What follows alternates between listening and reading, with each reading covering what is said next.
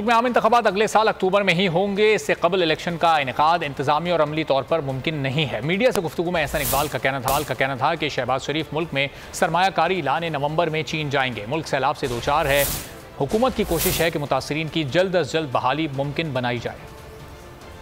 Election इंशाअल्लाह ताला पाकिस्तान में अक्टूबर 2023 में मुनक्कद होगा, जो कि आइन और कानून के मुताबिक होगा, और मार्च में नई मर्दमशुमारी आ जाएगी और उस सेंसस के बाद 4 महीने दरकार होंगे इलेक्शन कमीशन को हल्का बंदी करने के लिए। इलेक्शन का इनेकाद नामुमकिन है इंतजामी तौर पे और अमली तौर पे। नवंबर के अवाइल में वजीर आजम पाकिस्तान का चीन का दौरा मुतवक्के है। हमारी सारी तवज्जो इस वक्त उन लाखों करोड़ों लोगों की बहाली पर है जो सिंध और बलूचिस्तान में खास तौर पे, इसी तरह जनूबी पंजाब में, जनूबी केपी में, चारसदा में, सवा कलाम में और कोहिस्तान में बारिश की तबाही और सैलाब की तबाही का निशाना बने हैं।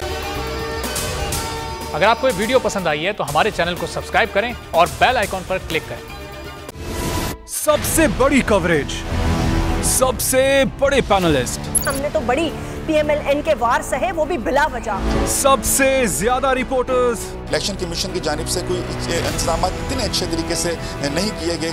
बोल की रिवायत, सबसे पहला नतीजा।